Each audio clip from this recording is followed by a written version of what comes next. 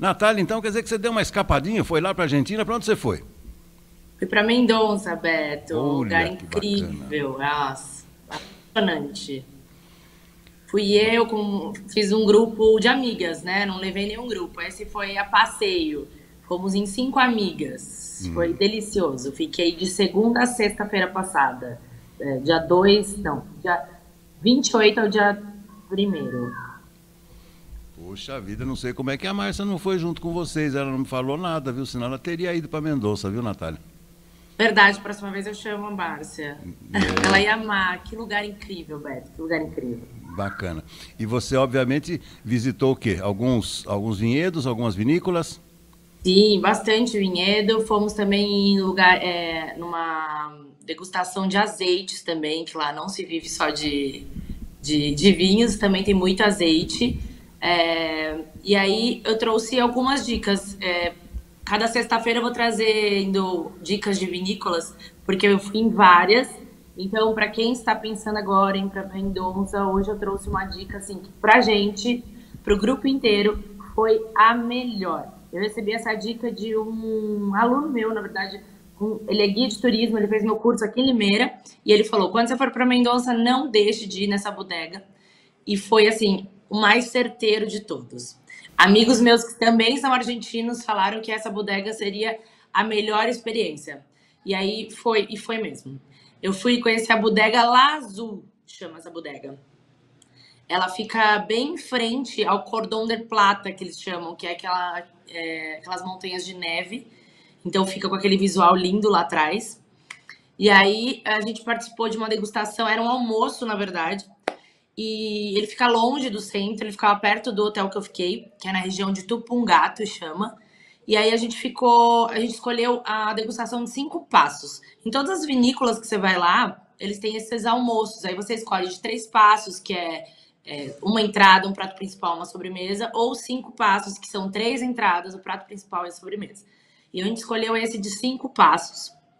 Então eles nos serviram uma sopinha no começo, uma sopa de alho poró. E aí esse aí foi o prato principal. Esse aí era o lomo de porco com purê de batata doce. É a especialidade da casa, porque eu sempre que eu chego nos restaurantes eu pergunto qual é a especialidade da casa, né? Porque dificilmente eles vão errar e sempre vai estar fresquinho, né? Porque é uma coisa que sai bastante. Então o porco eles criam por lá. E esse lomo de porco, Beto, você não precisava usar faca nem garfo. Ele desmanchava só com colher. É assim, coisa dos deuses. Incrível esse prato. E aí a gente comeu então foi uma sopa, uma empanada, né? De entrada, e mais uma empanada aí de carne, deliciosa também, melhor empanada que eu comi lá. E um choripã, que é o pão com linguiça com vinagrete tradicional lá da Argentina, né? Então a gente comeu as 3 entradas. Depois, então veio o lomo de porco, né? Que era o prato principal. E aí, no meio disso, tocava um saxofonista, nos contemplava lá com uma música, com músicas incríveis durante o almoço. Aí o choripã. Então o choripã vinha tudo desmontado, assim, você que montava o seu próprio sanduíche, né? E aí tinha uma música, acho que eu mandei um vídeo do saxofonista. E aí, E aí ele ficava tocando durante o almoço, ele entrava no restaurante, lá atrás, aí o Cordão del Plata, que é aquela... Ali não é nuvem, ali são as montanhas de neve. E ali, então, a gente podia sair, né, curtir um pouco o som. E aí, depois que... E isso, vinho à vontade, Beto. Da 1h30 da tarde às 5 da tarde, o vinho é à vontade. Você pode pegar a garrafa, levar lá pra fora, pegar a garrafa e ficar tomando na mesa. Não é dosadinho, não. E aí foi uma grande festa. Esse aí era um dos garçons que começou a cantar pra gente. Essa era uma música argentina. E tinha muito brasileiro, muito brasileiro. E aí tinha até um brasileiro que cantou também músicas conhecidas nossas, Chitãozinho e Chororó, Raça Negra, aquelas músicas bem conhecidonas, antigas. Então a gente conseguiu contemplar tudo isso.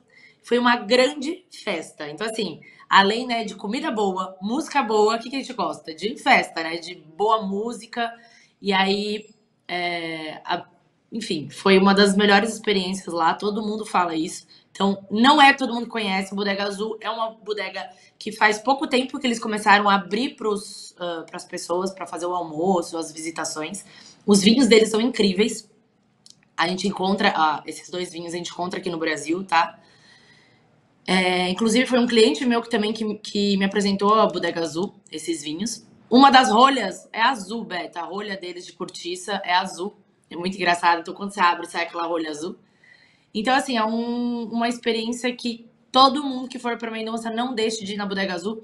Eu tive a sorte, porque a gente conseguiu vaga, porque eu fiquei sabendo que é um dos lugares, é super difícil de conseguir vaga, porque tá crescendo, tá ficando bem popular entre os brasileiros. E nós conseguimos o almoço, e foi o melhor almoço de Mendonça. A gente pagou era 19.900 pesos. A gente pagou 22 mil pesos cada uma com as caixinhas, né, do garçom.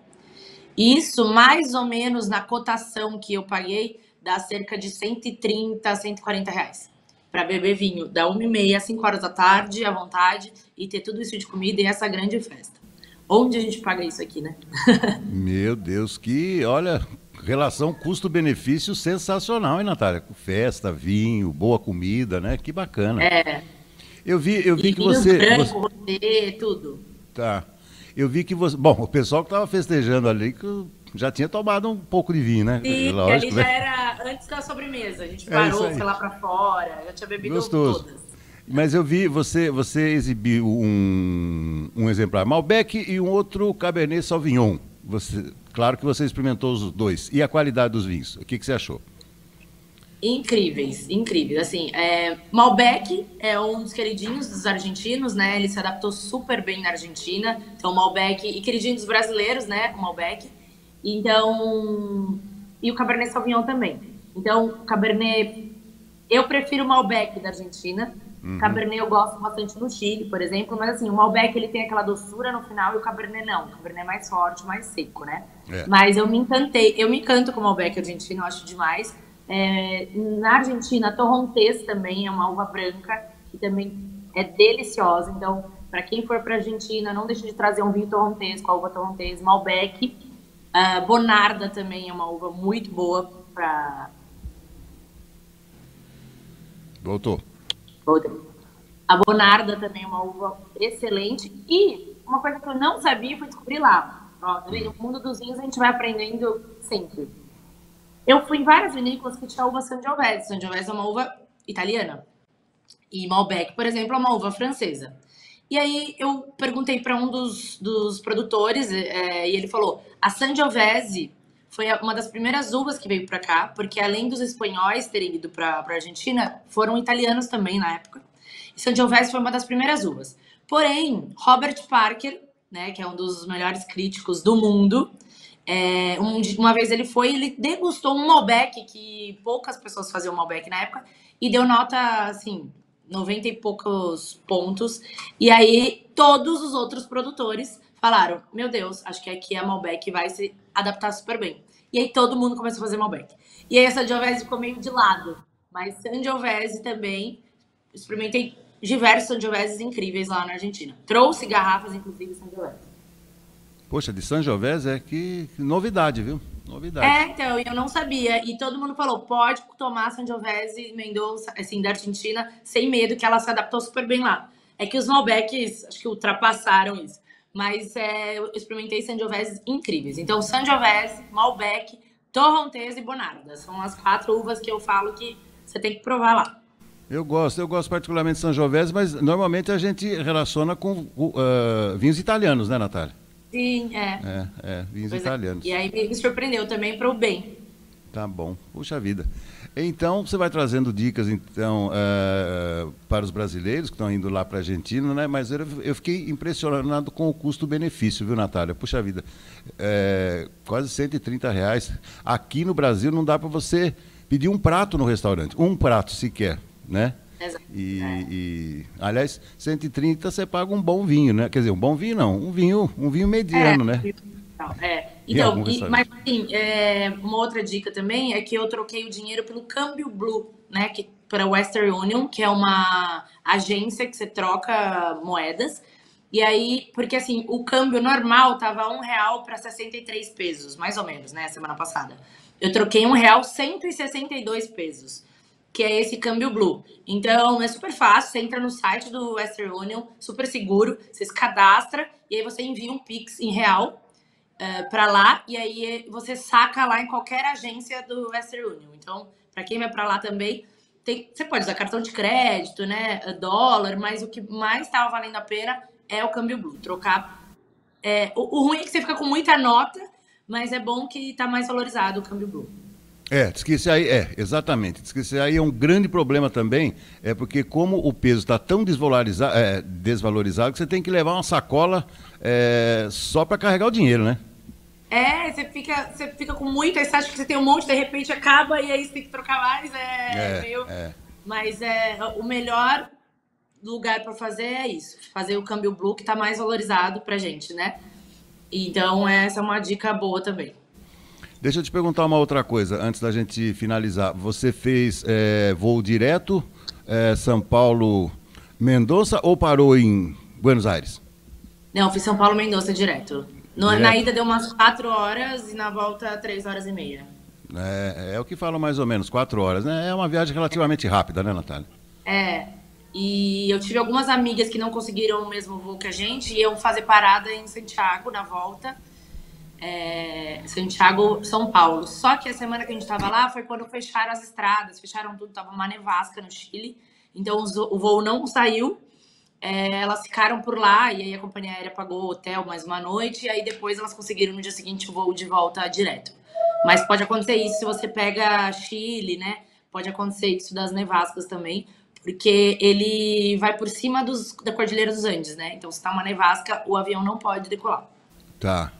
Aliás, esse cenário aí da Cordilheira dos Andes, né, no fundo, maravilhoso, né, Natália? Maravilhoso. Aliás, a Cordilheira dos Andes é que dizem, né, que cria esse ambiente propício aí para o cultivo das uvas, né?